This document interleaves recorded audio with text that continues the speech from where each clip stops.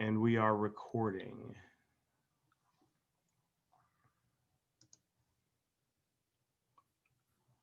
Good evening, everyone. We got a few more folks who are joining. Good evening. Good evening. Is that Ms. Thomas? Thompson, yes. Thompson, how are you? I'm doing great. I'm zoomed out right now though, so, but I saved a little bit of extra for you guys. Okay, all good, all good. Well, looking forward to that. And then, yeah, we will, it's really, you know, we are have set this up so that you and other neighbors can kind of drive the conversation. You can get as much as you want out of this. And yeah, so excited about the conversation. I think we also have a few other folks who just joined. Kanad?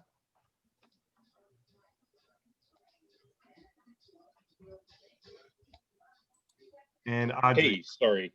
I'm Can you guys hear me all right? multitasking, so I'm gonna keep my photo up, okay? All good, all good. All right. Yeah. Okay. So it is about 6:05, and out of respect for those who have joined already, want to welcome you. My name is Loren Taylor. I am your District 6 council member, and really excited to have this opportunity to engage with you and then other Millsmont neighbors around really whatever topics are of most interest to you. We within my team had a conversation. Should we have a town hall? How should we position this? And really the thought was, let's just have a conversation. Let's let those who join drive the priorities in terms of what we cover, what we discuss, and in terms of the topics that are most important and relevant. So with that, maybe what we can do, since we don't have as many people in this on the line here, is maybe we can just do a quick round of introductions and so that we know who's on the line. So since I just introduced myself, I'm going to then just pick somebody else in the room to introduce themselves. I'm going to go to Rowena. Oh, good evening, everyone. My name is Rowena, and I work with Councilmember Taylor. Perhaps many of you have received an email from me. I specifically work with the constituents in District 6, helping with any concerns or needs. So feel free to reach out. Great, and you have to pick somebody else. Okay. So I'm going to go ahead and pass it to Kanan. Hey, everyone. My name is Kanan Diodar. I'm a student at UC Berkeley. We're here to talk about, me and my classmate Gabby are here to talk about a transportation project that may be of interest to you all. And so we'll be going into that a little bit later. All right, Kanan, who are you choosing? I need to pick somebody. How about you, Audrey? Hi, my name is Audrey Amos. I'm actually in District 6, but I'm in Eastmont Hills. But I got an invite to this conversation, and I thought I'd like to just listen in, and maybe I might add a couple of things that are concerns still for us. Great. Thank you. And who are you? How about Joe? All right, Joe. Hi, everyone. My name is Joe Wang. I'm here representing the City of Oakland Department of Transportation. I'm a lead traffic engineer. I've been with the city for more than 20 years. Love it, every day of it. And my team is responsible for responding to the public's requests and complaints regarding neighborhoods and schools. I'm going to pick Emily, my colleague.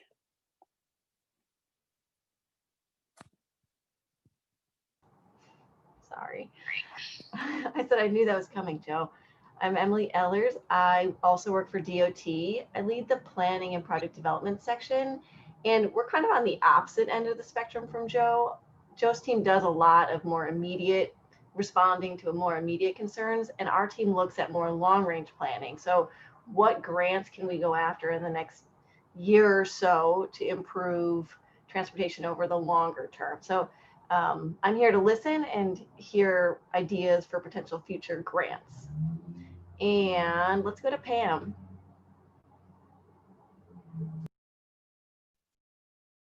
Good evening, everyone. Pamela Farron. I am Chief of Staff at Councilmember Taylor's office and also a resident of Millsmont. Thank you.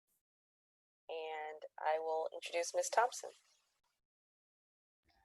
Okay, I'm Linda Thompson. I'm a professor at the College of Alameda, the athletic director, and I'm the head women's volleyball coach and the head women's softball coach.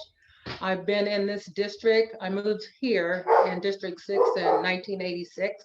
So I've been here for a long time. I moved to California, to Oakland in 1953. I was 5 years old, so I am going to be 70 in a couple of weeks. So I do have a lot to say, and I say a lot. So I don't mean to step on anybody's toes or to hurt your feelings, but I don't have that much longer to go. So I feel I might as well get it out while I can. Okay, so I live over in the on Brand Street near the Concordia Park. Those are my dogs. I'm sorry. I'm gonna mute myself. Will you pass it to someone?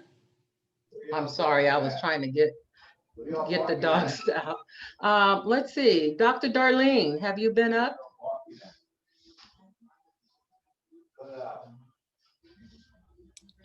And it looks like you're on mute. Okay, how about now? Is it better? Okay, great. Awesome. I like your hat. Thank you. And Linda, if you remember me from the Starlings volleyball, so it's awesome to see you. Oh my goodness. So yeah. You know how I get down. Yes, I do. Yes, I do know. Tilt that hat back some. Like that? Like that? So I can see your face. Yeah. So yeah, the one with the shaved head. That'll probably do it. Yeah, with Lisa and all that, but and Lee and Asha. Exactly. So, yeah. Nice to see you again. Yeah, you're welcome. So I am here.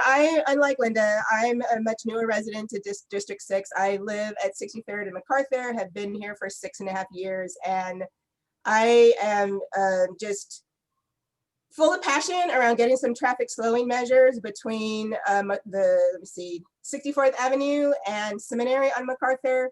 Just alone in where I live, I've had multiple car accidents, including an SUV landing in my front yard fence. So that is why I am here tonight. Great. And I think maybe we missed Juan. Hi, my name is Juan Lopez. I am a fall intern, and I'm just helping out District 6 and Councilman Taylor. Yeah. And where are you in school? I go to Envision Academy in downtown Oakland. Cool. Good stuff. And Gabby.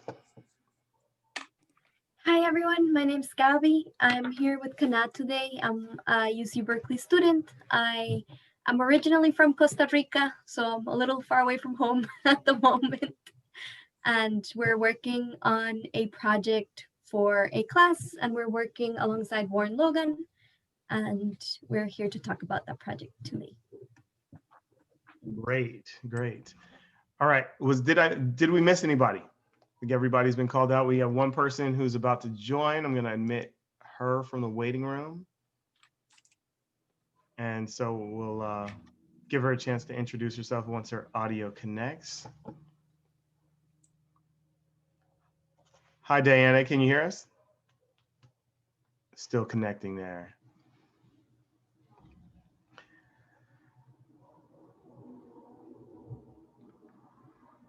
Well, maybe we'll go ahead and, hi, Diana, it looks like you just connected audio. Can you hear us?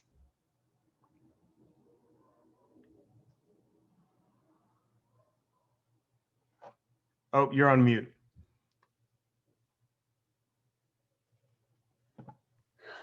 Goodness gracious.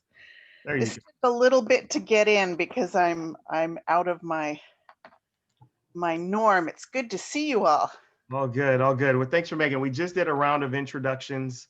We've got a more focused group than our last sort of mini town hall or neighborhood town hall, but that makes it more intimate and we can go deeper into what everyone wants to talk about. Do you mind just introducing yourself really quickly and then we'll kind of jump in?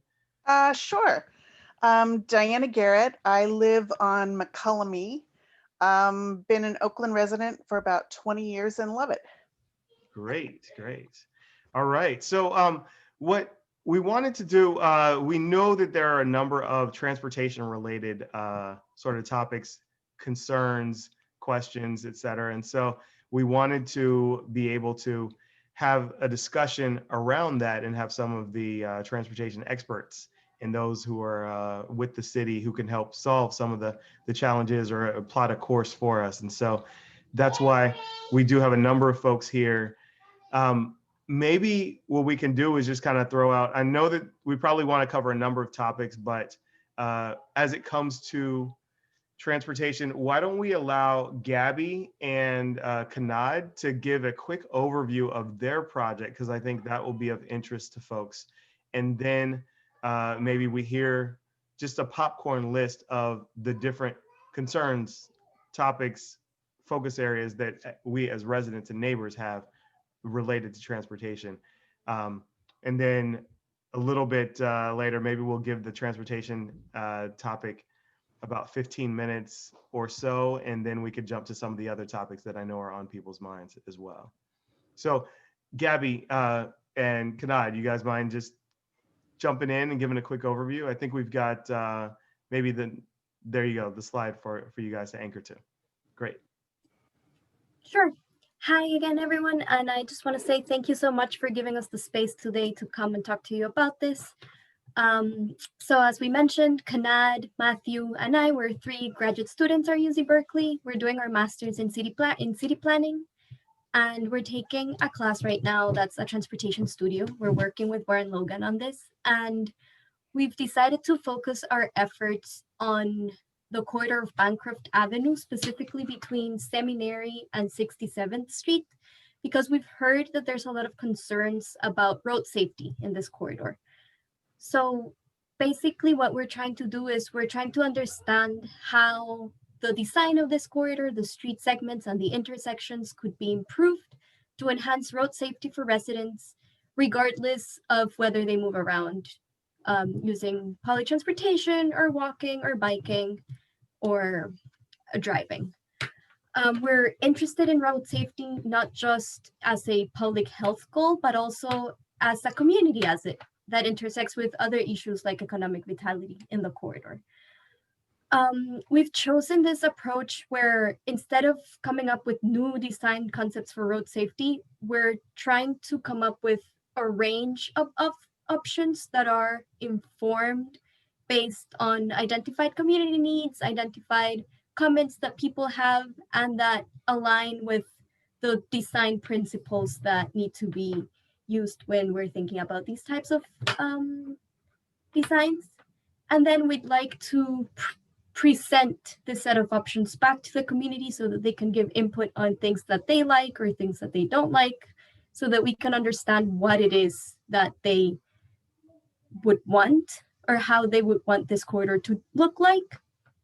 And at the end, we're going to produce a final report for the city that can inform the decision-making process and future work that's done in this corridor based on all the input that people will give us about these design projects. And so we're here today to introduce ourselves. We have our emails are up on the slide. And we also have a survey that we would like folks to fill out. I'm gonna put it in the chat, but then it's also on the slide deck. It's a set of questions. They're all open-ended. It's about how you feel about this corridor. You can answer only one, you can answer all of them. You can give as much information as you'd like, as few as information as you like. This is just for you to let us know your thoughts about this corridor or any other thoughts that you might have. Great. Kanad, is there? Sorry. Kanad, yeah, I was going to ask Kanad, is there something else to add in terms of intro overview?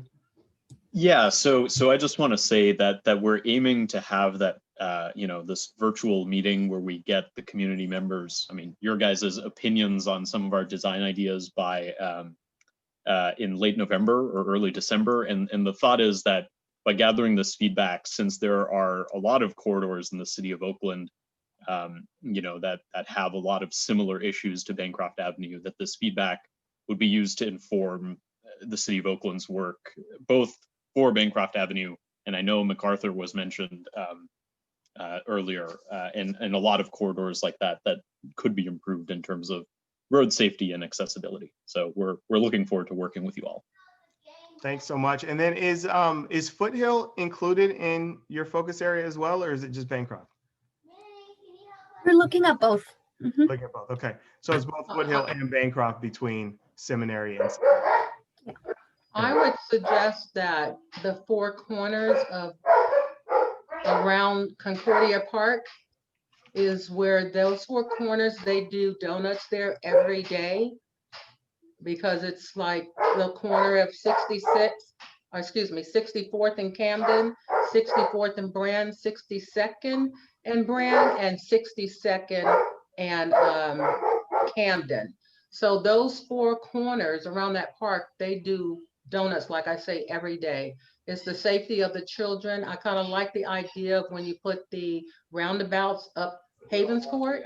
Yep. If there was roundabouts at those four corners with a planter, then the neighbors can come out and actually put plants in those planters, and that would make it more safe for the students to walk the streets, especially when school starts back. I fear for them right now starting back because of all of the anxiety that a lot of these youngsters have in them, and they want to be out there, and it's going to continue. So Bancroft is a thorough way like East 14th. Well, that shows my age when I say East 14th, but All right. old people know what I'm talking about, older people. But I would focus, you know, where there's a lot of youth, and we have 3 schools in those 4 corners, except for one corner. There's not, yes, 4 schools in each corner. There is Frick, there is the disabled school, there is it still St. Cyril's, or the name change? It was St. Cyril's when I moved here, but the Catholic. And then there is the Hispanic church school right there between at 62nd and Brand. And those students walk down Brand Street every day. And I just feel like so bad for them that they always have to be on the lookout, you know. So and those people, they, like I say, they do wheelies, they do donuts, they speed through the stop signs, and we have to take care of our youth. Thank you. I think that's one thing that you guys will probably hear consistently, Gabby and Kanad, is the need to design such that you can restrict some of the reckless driving, like the donuts and all the other sort of activities that people feel at liberty to do, especially when you've got a wide open highway. Yeah, and I just want to say I'm glad, and thank you, Kanad, because I didn't exactly hear what that stretch was. I was like, oh, maybe it's MacArthur, because what you describe, and Linda, you're my neighbor, so like it's right there.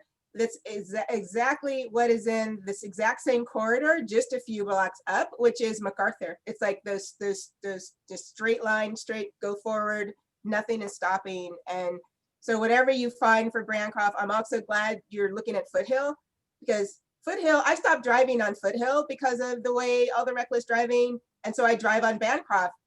And just in general, driving in my neighborhood, walking in the neighborhood, but most in driving, I'm always stressed out, like always stressed out because of the driving, whether it's Bancroft, whether it's Foothill, whether it's MacArthur. So the donuts that Lynn is describing, those 4 corners, like that's just down the street around the corner for me. It's all connected. And I was curious, who are you going to be giving your report to? Because there's always reports, right? Like reports. And I know students need projects. I've been a student, I'm a psychologist. I know what it means to need to, you know, do things to learn, research, all that, but there's so many reports. And so I'm just curious, who's your report going to go to, and then what? Because you're going to be students, you're going to graduate, what happens? And you may not be able to have the answer, but I'm just curious where it's going. I'll let you start and I can kind of jump in, Kanad, if afterwards. Yeah, sure. So first of all, thank you so much for saying what you just said, because this is the exact kind of information that we're looking for, right? About people's experiences along these corridors, and you know, the aspects of the environment that are making people feel unsafe for when they want to use it. And just once again, for everybody on this call, if you could please fill out the form so that we can get in touch with you and so we could learn more about what you have to say, we would really appreciate it. For this project, the person that we're reporting to directly is Warren Logan, who is the Director of Mobility and Interagency Relations for the City of Oakland. So he reports directly to the mayor. Of course, all of us working on this project are deeply interested in the issues that we're facing. And it's likely that, you know, the type of work we're going to be doing after we graduate is this exact type of work, implementing the kinds of improvements that community members are telling us that they need. I mean, you know, unfortunately, the truth is that because we are students, you know, I'm not sure what's going to come out of this report, but we are looking at short-term solutions that the city can you know, in a timeline of relatively short-term projects. Those are the kinds of improvements that we're looking at.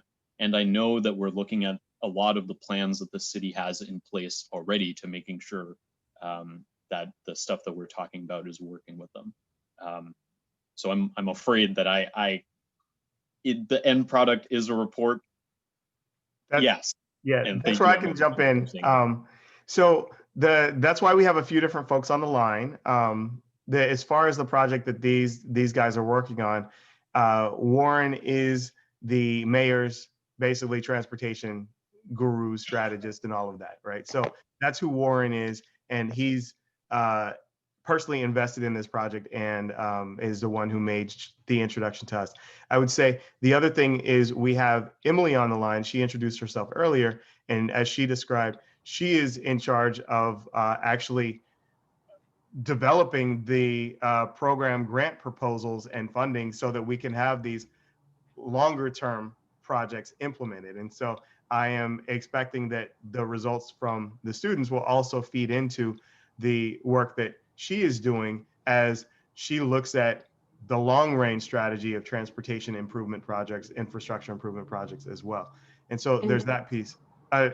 Emily, please go ahead. Yeah. Just quickly on that note, we're actually meeting with Gabby and Kanad next week on the 28th to sort of hear what they've been doing and make sure that we can incorporate it. Nobody wants to work on a plan that just like sits on a shelf. There you go. So connection. So that's what I was anticipating is that there. And then the other piece is that the reason why Warren came to us is he wanted to make sure that this was tied into a council office who would advocate for the recommendations, especially as they're coming from community in this whole engagement process that we're driving. So the plan is definitely to make sure that the outcomes of this engagement process are not just left on a shelf, but incorporated into how we move forward. Everyone, I think, recognizes that transportation needs are really high in terms of improving the infrastructure in East Oakland, D6 and D7. So hopefully that answers the question. You're on mute, Dr. Darlene. See, I'm used to being the trainer where I'm not on mute, so I'm having to adapt here, but I was a little late because of technical difficulties, so I missed who introduced this whole thing. I just know, and again, I think there are people here from the Department of Transportation, but when I started this campaign that I've been on over 3.5 years ago, I was told to submit a report to, or a complaint to the Department of Transportation. A study would be done, they'd get back to me. I was told by your predecessor, Loren, that they like to do projects when they are already in your neighborhood. I never heard back from anybody. Rowena's been great at like trying to follow up on this for me 3+ years later, but I've seen speed bumps put in on 64th, the stuff in Havens Court, some other work that has happened near my neighborhood, if not literally a block from my neighborhood. So that idea that, projects only happen when we're in your neighborhood, I think can be a cop out, but it also, to me, it felt like a lie because nobody ever responded to me ever. And I don't know how well they've even been responding to, Loren, your office, when you all have been trying to reach out, at least I know on my behalf. And so I have a lot of frustration with the Department of Transportation. And so if there's anybody here, and again, I'm sorry if I miss Warren, if he's like the top dog person, but if there's somebody that can speak to like what's really going on in that office and why they don't return phone calls and why they don't follow up in the way that they said that they do, I would also love to hear that at some point before this call being over. Thanks for that. I'm not sure if anyone from DOT is able to speak about the just the customer interface, that piece that Darlene is referencing. I know. Sure. Yeah, go ahead, Joe. I could. Hi. Darlene, I saw your email. My name is Joe Wang. I'm here representing that office. First, I just want to say, I want to apologize. I mean, our goal is to respond to every call, every email that's sent to our office. And we've done a lot to improve that process since the Department of Transportation was founded 2.5 years ago now. But we can't commit or promise that we're going to be able to investigate every single request and complaint that we receive. We get over 800 a year. We do have a prioritization model that we use to, taking crash history, neighborhood equity factors into the consideration. And so every request receives a score and we work on the request with the highest scores. Now, having said that, sometimes we will get a request through the mayor's office or through your council member's office that's of high profile. And for various reasons, we do give those requests priority and attention, immediate attention. So it's good that Warren is looped into this process. We can go from there. I did see your request. I did see that we investigated. In fact, it was a similar request about speeding and traffic calming on MacArthur, but it came from a different person. I think we responded to the other person and not you. And for that, I do apologize. Thanks for addressing that directly, Joe. Darlene. Just super quick, I'm sorry, and then I'm gonna shut up, is let people know that, right? Like I was basically told, this is what you have to do. We're gonna get back to you in 5 to 6 months. Nobody said everything that you just said about the criteria, the ranking. Then at least I would have had an idea. So just again, as you're improving the customer service, just make sure that we have all that information so that I'm not holding you to a standard that seems to be unrealistic, which was expecting to hear back and heard nothing. So appreciate hearing it now, but yeah, it would have been nice to have been told that when I originally contacted them. I hear you. Thank you for that. Cool. So appreciate the directness, the candor. I mean, that's what we need. That's why we're here, to have this exact conversation. And I do want to kind of reemphasize that as things need to be escalated and brought to a higher level, my office is here to help with that as well. And I know Rowena's been responsive, and as she gets so far, she pulls me in to elevate things even more. So just want to acknowledge that additional path of reinforcement through the council office. On the let's see, other transportation related concerns, questions, issues, things that we should be focused on, since we do have our transportation folks here. I have something on that corridor. Are you aware that Bancroft Senior Homes is on, I guess it's 55th and Bancroft? It's a senior living community, and I think that they need a safe way to get down to the new plaza and the new resources that are available on Seminary. So that might be something to consider as you're looking at all of this. That's a great point. Thank you for that. I'd like to respond. Please. I did just fill out the survey, but I don't think that there is anything safe that we can put up because the barriers, I believe, are plastic and cars and trucks run through them. Also, what I would say is we need to have officers out there, the traffic officers out there daily, every other day, drop by and start giving out tickets because it doesn't happen on Bancroft at all, no matter where you drive. I know the building that you're talking about because my church is across the street from it that I went to when I was a little girl. And it used to be a motel before, and I think they turned it into a senior citizen home. But it's not, I don't see any barriers being put up such a busy street that is going to be safe for them. What's gonna stop speeders and these guys from running the stop signs and running through the red lights is that once they know that there's officers out there you're going to get ticket and be consistent with it, it's not going to stop. Right now, we have no traffic citations being given out in the city of Oakland. And we hardly ever had it. Back in the day, if you ran a red light or a yellow light, you got pulled over immediately because they were out there. But now there is no one out there. I feel sorry. As a senior citizen myself, I feel sorry for those that have to walk and maybe can't react as quickly as a lot of other seniors can. That's my 2 cents. Thanks for that. Well, definitely that's information to certainly take in by the team, the project team. Oh, let me just say this, Yep, please. Councilmember Taylor, is that maybe that can start as you put in for your plan of modifying the streets, but starting with the giving out the tickets.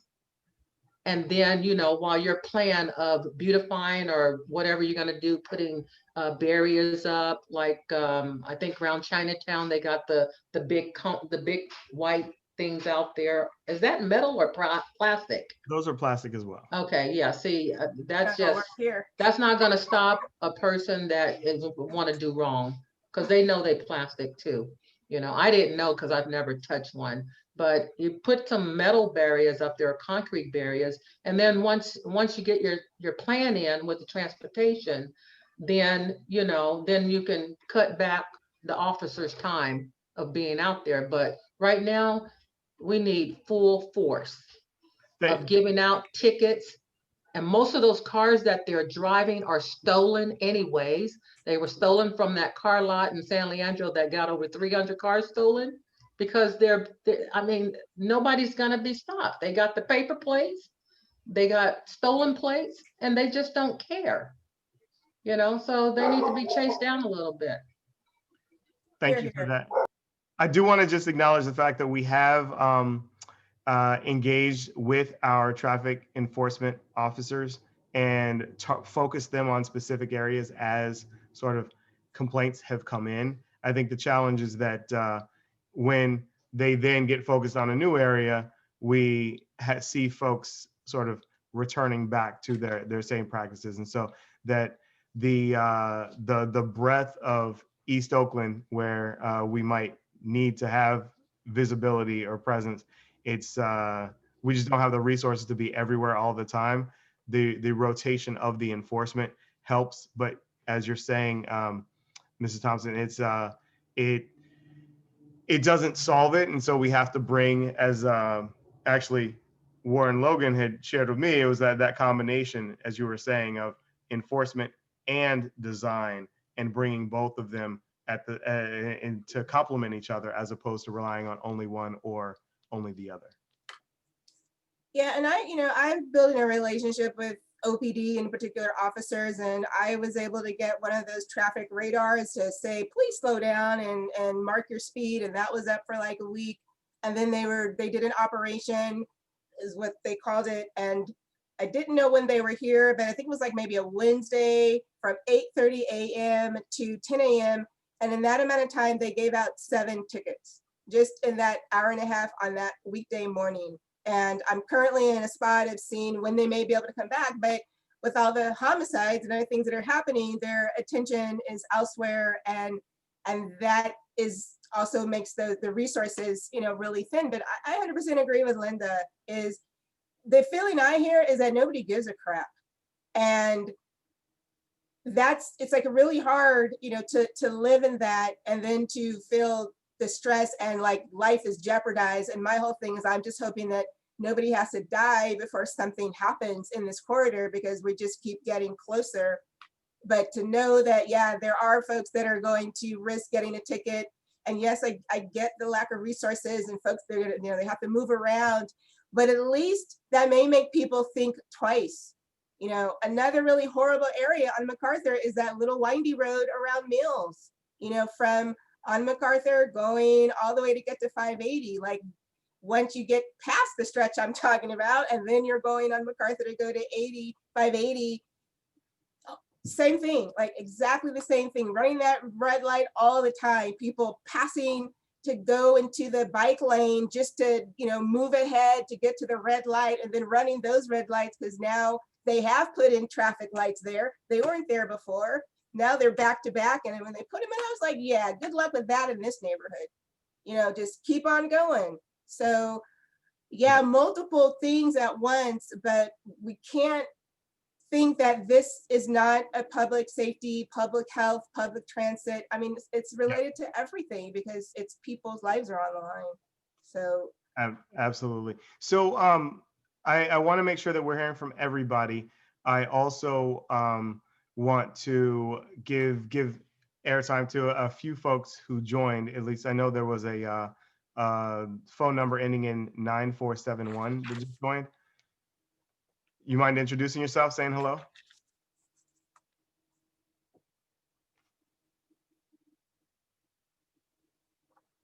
Oh, okay. Well, we'll see. Whoever the phone number is that just joined, we'll let you jump in when we see you on mute. And let's see. Actually, Rowena, can you confirm how to unmute if they have to do it on their end? Let me see. Yes. I believe that is, if it's on the phone, they will be pressing *6. Oh yes, they're unmuted. Okay, I figured it out. This is Brian. Oh, hey Brian, how's it going? And it's going okay. I wasn't able to join on the link, so I just had to call in. Okay, all right. Well, thanks for calling in. We're doing a round robin of topics and questions related to transportation right now. One of the things that I wanted to advise those who are on the line who have specific areas, Rowena, I'm not sure how many of these you're already sort of aware of and familiar with, but I think this is something that as we sort of aggregate the key intersections, this is something that we should make sure that we pull together and are following up on with Joe so that we can track it from our office as well. Yes. Great. Audrey, haven't heard much from you. Anything to add, specific points? I don't think anything specific. I agree with Linda and Darlene about what they have said, because I see the same thing in our neck of the woods, which is further up in East Oakland. So I'm off of 73rd. So between 73rd and like 90th, same kinds of things. Though I know that they put those yellow plastic things on 90th and Bancroft. And I think that's cut things down a little bit, but I agree that they're easy for people to just drive into.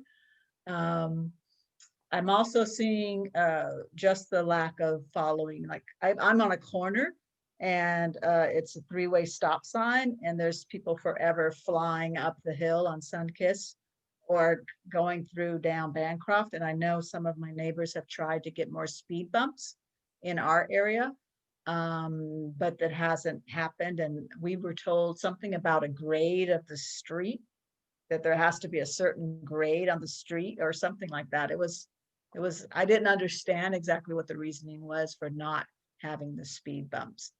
But that's all I have to add. Okay, Joe, are you able to speak to the speed bump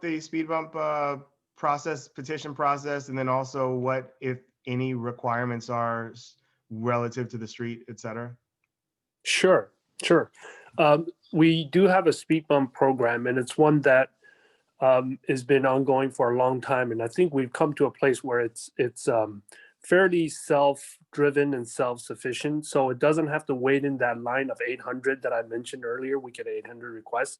If you're asking for a speed bump, we simply send you an information packet. It explains the requirements and one of which being a petition to get the buy-in of the neighbors that will be affected. And then we do a couple of things. We check with the fire department. We check with AC Transit to make sure that we're not installing speed bumps that might slow down emergency response time or require a bus to go over them 3-4 times, on their route. And then we do an engineering assessment as well. What was just mentioned now is the grade of the street.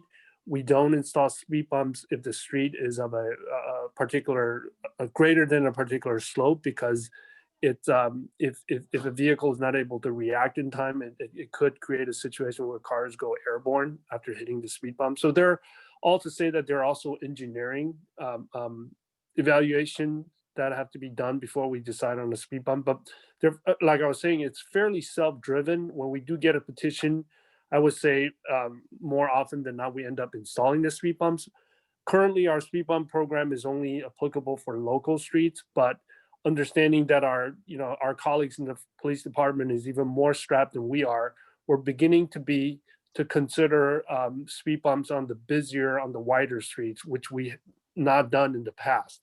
But it's also something that we need to really talk over with AC Transit and with the police and with the fire department to make sure that we're not causing unintended consequences. Sometimes when you put speed bumps on a major street, the cars would just start taking the local streets where they're not supposed to go to kind of get through an area. So these are all things that we're currently considering.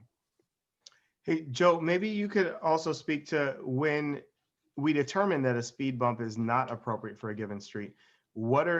Do we automatically do a traffic calming assessment to identify other options? And I guess if not, how would that get initiated? And then also separate from that is, what are some of those other traffic calming options that we may want to consider to slow down traffic if other than a speed bump? Right. So we start with the speed bump because it's proven to be the most effective traffic calming or speed reduction measure.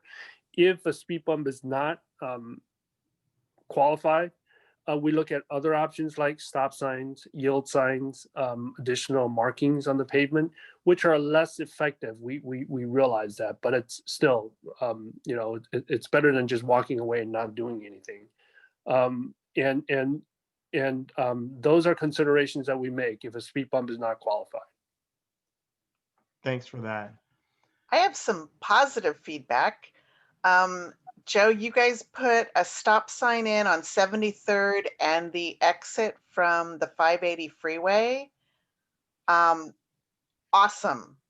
That is just, it's made such a difference at 73rd when people are coming off the freeway, and trying to get across Seminary there was a total nightmare. I saw so many potential accidents. So that was done, I think, about a year ago, and it has been really good for the neighborhood. Seminary and Overdale? Yes. I concur. This is Pam. I concur, Diana. That's my exit every day. And I had actually gotten into an accident there a year before they put in that stop sign. It was raining. There were vans parked at that Caltrans corner right there that were all lined up. And yes, I will concur that putting those stop signs there has made a incredible distance. And most people actually do follow the rules. I found there. I could think because they see us coming off the freeway, and so more often than not, I've seen people actually complying. But you're right. Thanks for bringing that up. That was we always complain, so I just wanted to give some positive feedback. Thanks for that. I do want to move us on to other topics beyond transportation, because I know that those are out there, but I want to sort of emphasize the fact that if there are specific areas where we think speeding is a bigger issue than others, can you get that to us, Rowena, or others, so that we can work with our traffic enforcement team to conduct and operations there to help support and suppress the speeding and or reckless driving that might occur. With respect to the speed bumps, or if there are other requests that are out there, want to make sure that we have those as well, so that we could track it and also follow up with our DOT counterparts, so that we can sort of stay on top of the process or the evaluation that's happening, as well as if speed bumps were not identified as the appropriate ones, can work with them relative to other traffic mitigations that might, or traffic calming measures that might be valuable. With that, I do want to kind of open it up. Are there other non-transportation things that we want to discuss or throw out with the time that we have? I think a few of you alluded to some in your opening intro, so want to give that opportunity.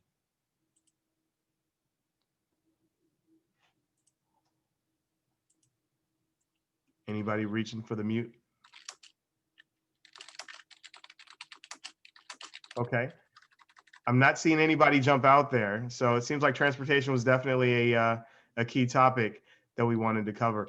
One of the things that I guess I'll address, I think, Ms. Thompson, you had mentioned the area around Concordia Park and the speeding and the driving that goes along there.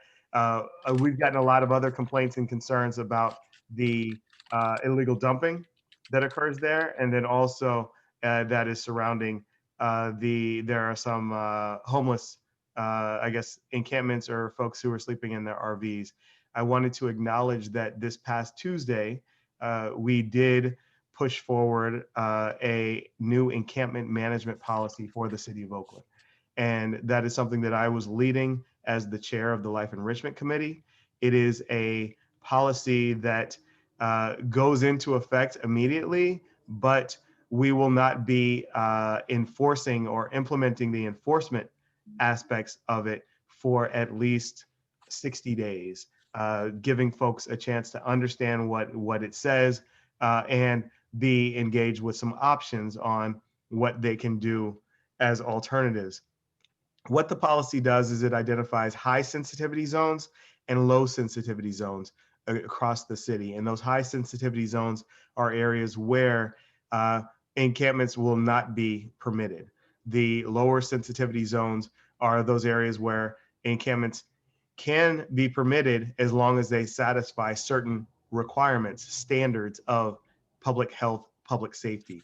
And so that is a new policy that we were able to push forward, and we will be able to start to have some of that sort of enforcement, upholding of standards and regulations that we were not doing before, because we didn't have a citywide agreement from the council members, the policymakers, on how we were going to approach the homeless encampment management challenges from both a compassionate, caring, equitable standpoint, but then also from the standpoint of making sure that we are upholding the health, safety, and sort of the care of all our residents, housed and unhoused. So I wanted to provide that update in case you guys were not aware of the policy, and we can share a link to that policy so that you could read that as well. As far as the illegal dumping, I know that one's come up a lot in terms of how we're managing illegal dumping across the city. We are partnering with our Public Works Department to focus efforts on specific hotspots across the district. We invested with the past budget back in July, additional dollars to address the illegal dumping from a eradication and cleanup standpoint, as well as from a enforcement standpoint. We have some new enforcement officers who will be sifting through the trash, investigating the videos, the surveillance videos, so that we can hold those accountable who are coming into our city and dumping without or hoping to not have any repercussions as a result of that. So those are other efforts. And there are also education campaigns that have started but will be picking up. They were impacted by the shelter-in-place pandemic, but you will hopefully be seeing more around the education side to change the culture, the appreciation for keeping our city clean and free of not just the dumping, but litter and debris as well, because we know that also goes against kind of and is I would say is one of the things that brings down the neighborhoods in East Oakland, deeper East Oakland, is that blight. So I want to give those updates while you guys collect thoughts on other questions, or if you have any questions or comments on what I shared. What did I miss? I'm sorry, just a brief sentence. Brief sentence. New encampment management policy and Congratulations. I wanted to speak on that. I'm so excited that passed. People don't understand, like I said yesterday, the attorneys and their constituents, they don't live here. They don't understand what's going on. It's not that we don't have passion for most of the homeless people, but we just can't have it right next door, you know, like on 64th and Brand. It's like, did you see the corner house? If you come down here, all that filthy stuff had came into the front of across the street from the apartments and the house. And those are drug addict homeless people, and they choose to be like that. I don't have any passion for those type of people, and I don't care. You know, when you walk and open up my car door at 2 o'clock in the morning, or try to open up my van or whatever, you know, I got an issue with that. And I don't want to get no case behind these people. Because that's what's gonna happen. I don't play that kind of stuff. I'm from the hood. I'm an educated hood. Right. I'm straight out of Harbor Homes from the projects. So if you old enough and you know, you better ask somebody. My dad grew up in Harbor Homes. So he knows. Yep. Left those projects and went straight to High Street projects. Left those projects and went to 69th Avenue projects. So I just happen to have a good parent. Absolutely. That didn't let me play that. Right. But no, I'm glad that it passed, and hopefully that these people that need help, there will be assistance for them. And, you know, I still feed homeless. I still take stuff out to them, the ones that I know that will not throw it away, you know, so, but I'm glad that it passed. Thank you. Definitely much needed. Our goal is to bring the compassion and the care that is needed, while also upholding the standards that we need to for public safety and public health, while at the same time getting folks the resources they need to transition from the situation they're in to a better, more stable position. So absolutely. Other questions, other concerns, comments, things you want to raise? I have a quick question, Councilman Taylor. Yes. This is Audrey. So I'm just curious about garbage cans. Like, I was driving down Bancroft the other day between, I would say, I don't know, 88th and 73rd. And I counted just one garbage can on a corner. So is it like, wouldn't that help if people had a place to put their garbage or their litter? I'm not talking about big debris that people are dumping. I'm just talking about getting the little bit of trash off the street. If people had a place, is it an issue of resources of people coming to be able to empty it? That's my question. So we are of like minds, because I raised this, I don't know, a few months ago. It's always been in the back of my mind, but really seriously started pursuing it a few months ago about this garbage can piece. And I'm going to let Rowena respond, because she's been the one from our office who's been tracking this and driving progress towards it. Yeah, thank you for the question, Audrey. And so, yes, it's definitely been top of mind with the increase, the increase of illegal dumping. And then as you just kind of drive down various kind of corridors in District 6, you see lots of litter. And so one of the first things that we were able to do, we did a walking tour with the representatives from Public Works, where we identified exactly what you just mentioned. Should there be a litter container here, and how far do you actually have to walk before you can throw your trash out? And so this is something that I've been working on to identify different areas where the residents could benefit from an additional litter container. And so just recently, we just submitted a request for some of those locations that are on Bancroft. And it's not surprising that most of the locations are near some of our corner stores and some of our fast food restaurants. So hopefully, you know, we hope that having those additional litter containers will help to kind of reduce the litter. In addition to that, I've been partnering with a handful of our neighborhood groups and we've been doing monthly cleanups in the various zones. And so I'm really excited that in November, that first Saturday in November, I believe it's the 7th, I have a goal of bringing all the neighborhood groups together, and we're gonna meet right at 73rd and Bancroft.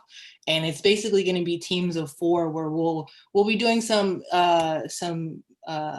we'll be cleaning the community, but at the same time, we've partnered with our Oak Proud team, who they have about 50 student ambassadors that have been learning about, they'll be doing outreach into the community, educating folks on, you know, utilizing 311, what is the bulky pickup, just kind of covering all of those bases that, you know, we can't assume that our residents know what's available for them. So the best thing that we can do is kind of start from scratch. And we've had some flyers made and some door hangers made. And so it's basically a part of a District 6 Oak Proud initiative to really try to help educate the community, at the same time trying to reduce the litter and the illegal dumping. Thank you for that. That was really helpful, and I'm glad that you're working on that. Can you put in the chat information about how I could get involved on November 7th? For sure. I'll give you my email. Okay, that'd be great.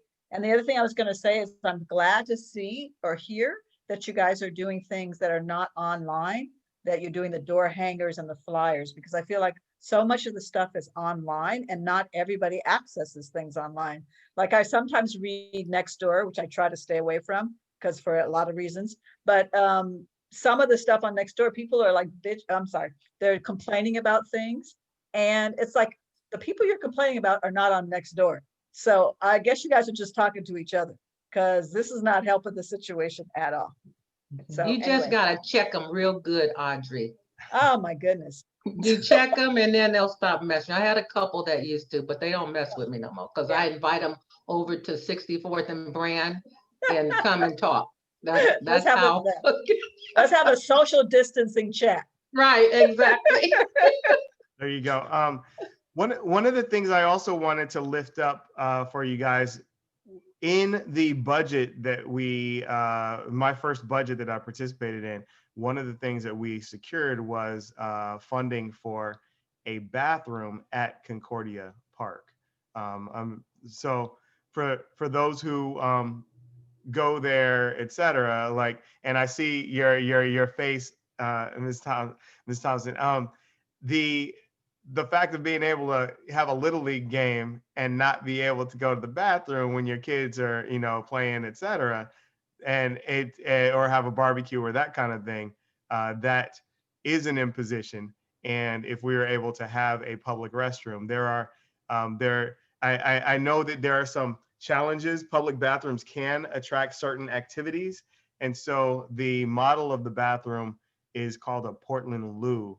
And it's designed in a way that is supposed to inhibit the activity that might otherwise come based on how it's designed, based on how it's set up. So that is something that there is planning that's underway and is targeting spring or summer of 2021. I would just probably say, don't put it on the Brand Street side, probably put it on the Camden Street because there's less activity on the Camden side. I think that's But fair. what happened to the 2 bathrooms that was in the recreation center? Are they not Recreation. there? Well, you know, that used to be, like I told you before, that used to have a recreation supervisor and attendants there. And then Oakland Babe Ruth, we took it over, and then Girls Inc. took it over. Oh. But I thought there was access for bathrooms in that building. The Girls Inc. site, if there are bathrooms inside of there, they are not accessible to the public. It is. Oh, there was a door that the public could go in and use it before, but the building has been remodeled like when they moved in, so. That may be what happened.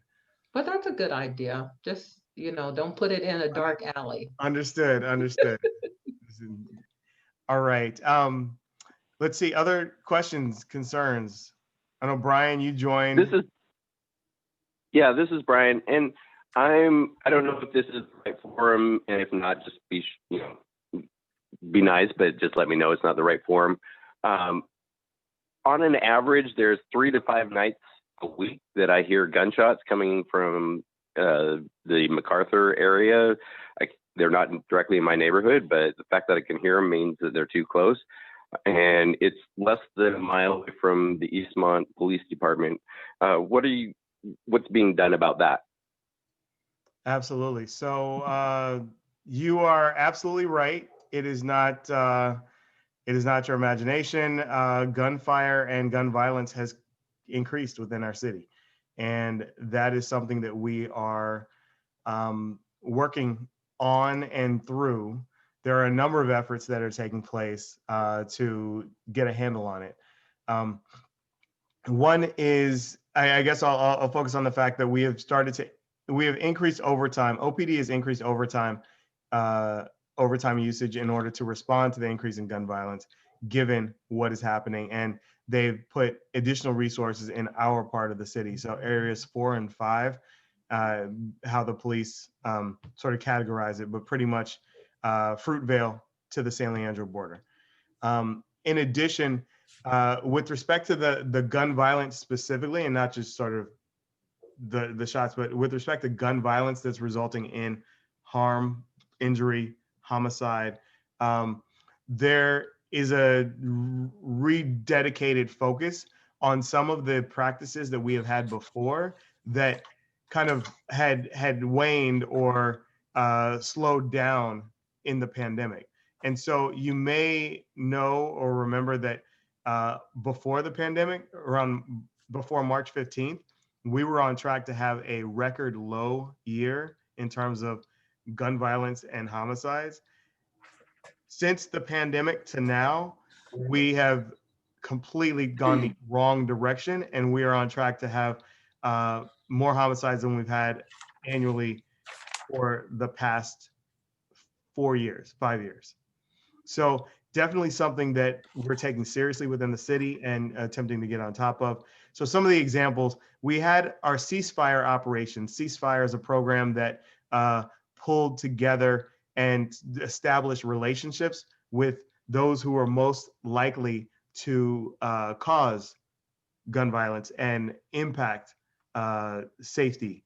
And those, I think studies showed that it was a very small concentrated number of people and a small number of beats that were contributing to the vast majority of the violence that was occurring. And so by establishing those relationships, working to bring both the carrot and the stick to those individuals, that there was the ability to get them to help influence others in order to suppress the violence. Those conversations and what they're called ceasefire interventions, those really stretched out and weren't occurring at the same magnitude, the same frequency that they were since the pandemic because of sheltering in place and these other things. And so those are getting ramped back up.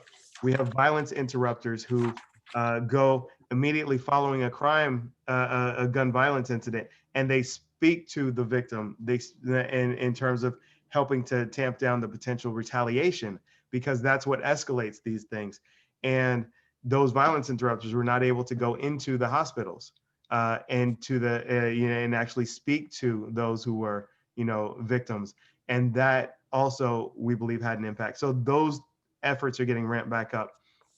There are a number of other efforts where the city is creating greater partnership between our Department of Violence Prevention, our police department, and our community violence interrupters relative to how we respond to gun violence as well, to get on top of that.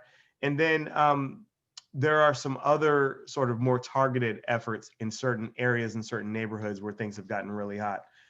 So as an example, we've been working with our residents on Ney Avenue, where things got particularly heated 3 weeks ago, with a series of sort of targeted gun violence attacks. And so we're working specifically with some tactics in those concentrated areas. So there are a number of things that are happening. I didn't touch on all of them, but hopefully that gives a flavor of the increased focus on addressing the gun violence, responding to it, and also preventing it through a number of other efforts. Well, thank you for that. I suspected that it was coming from Ney, but like I said, I am not an eyewitness, so I thank you for talking about that. But I haven't heard, I can't say see, I haven't heard much decline. It was in the past 2 weeks, like you mentioned, that it increased, and it seems to be ongoing. It's not every night, but it's more nights than not that I hear gunfire down the hill. Yep. And so when, what's your target on getting a control of that? I honestly cannot answer that. We are facing something that I think is a high priority for everybody. It's not a consolation, but I will say that the gunfire in parts of District 6 are still overshadowed by what's happening in certain parts of District 7 and even District 5. And so we've got a lot to get on top of when it comes to the gun violence that has seriously ramped up since March. I can't give a definitive. I know that we're, not settling for the tactics of the past and implementing some new things, as well as reinforcing some of those things that were and have been proven successful in the past as well. I know one of my crazy young people on the block decided they were going to shoot some bullets out of their gun week before last, and the shot spotter, I guess, must have heard it, because they were here within 10 minutes, even though my neighbors lied and say they didn't shoot anything, but I have it on camera. So, but they usually come out when the point is, Brian, I believe, they usually come out with the shot spotters, when the shot spotter picks it up, I believe, right?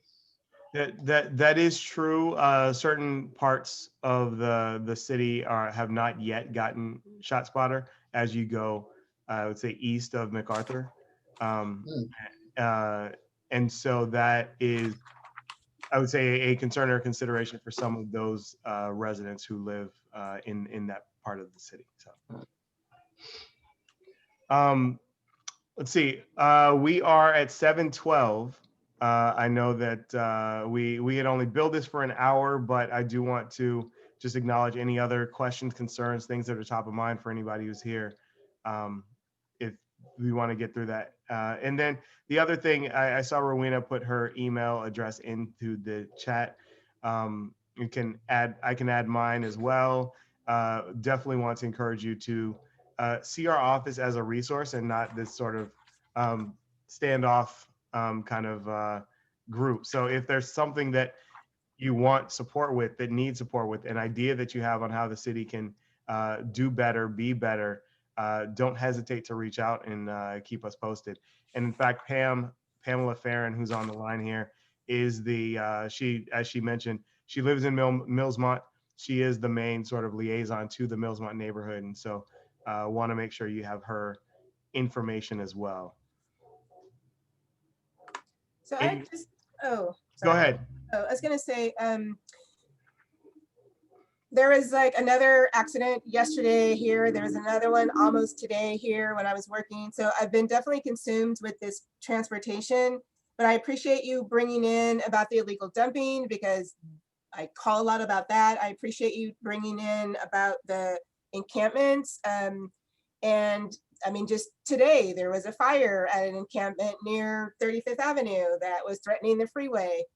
So I just appreciate that as well. And I had two hopefully really quick questions. I know like the whole abandoned car things, like I live on a corner also, Linda mentioned earlier, these cars are often stolen. People just park their, raggedy cars in front of my yard, in front of my house, and I called 311. And the latest I was told is that there's a 60-day backup because they weren't doing any towing of cars during COVID, and so they're behind. So that's one question I have, which is, do you have any idea if that 60 days is getting shorter? And then my other question is for the Department of Transportation, I think, which is, who are you all responsible for painting curbs red? Because I think that's another thing that is really needed at my intersection, to paint this curb red so that cars will not park literally at the corner that blocks vision when people are trying to do the right thing by the stoplight, stop sign in front of my house. So abandoned cars, 60 days, and who's responsible for painting the curbs red to deter parking? I'll jump into abandoned cars really quickly. Abandoned autos, huge problem in our part of the city. Yes, we actually added an additional $250,000 this past year to increase the removal of abandoned vehicles. And so recognizing that that is a huge issue, there are other efforts underway with the city administrator's office that we are supportive of that are working to get upstream. You guys mentioned that these cars are stolen. Some are stolen, some are just purchased at auctions, et cetera. And folks essentially have what they feel are throwaway cars. So they're not as concerned about it because they pay a few $100 at an auction and get a car. And therefore, if they get in an accident or something happens, they just walk away and go to the next one.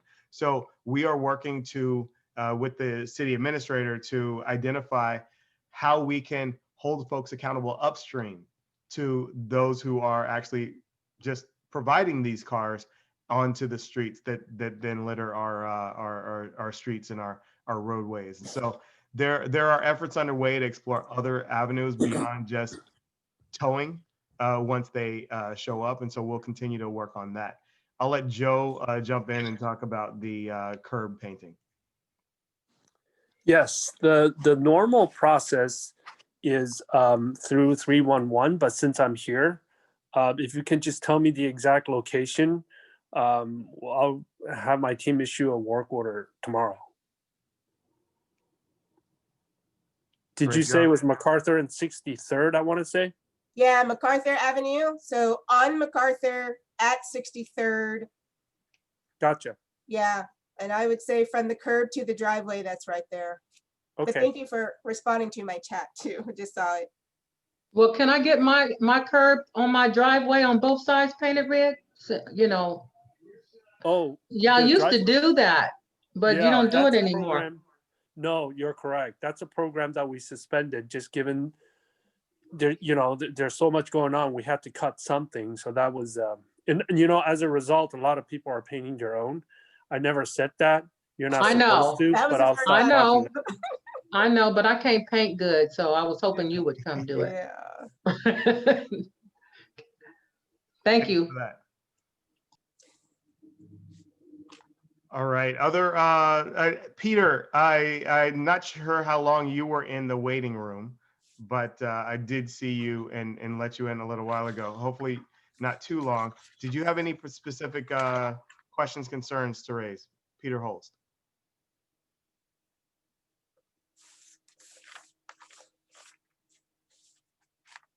Oh, you're on mute if you're speaking. Well, we have been recording, so we will be able to share this with neighbors and let others hear. Oh, no. Is that a concern? We can hold off. We can hold off on that. No, as much stuff as I be talking, y'all probably laughing half of it. I guess I should have asked. We had the recording going. If there are any concerns, we can definitely hold back. No, I see the recording sign Okay. on the screen. It's Okay. not a problem. If anybody's too shy and it is a problem, send us an email. Ask Larry Reed. Otherwise, we'll share. Ask Noel Gallo. I don't care. All good, all good. Well, thank you guys for the time, the energy. Don't hesitate. I think you guys all know 311, so continue to use it. Continue to reach out to our office. If for some reason you're not getting the responsiveness or the speed of resolution for your issues that you're seeking. And again, we are excited to continue to partner with you to help improve District 6 and East Oakland for the betterment of our entire city. Thank you. Guys. Thank you. And thank you for holding these. We appreciate it. Yes, Absolutely. thank you very much, Sure City thing. Councilman Taylor. I had to get that out my mouth. Yes, ma'am. I'm trying to be respectful. It's also Loren. It's also Loren. All right, you guys have a good evening. Take care. Have a good night. Everybody stay safe. Likewise. Thank you very much. Bye, Linda.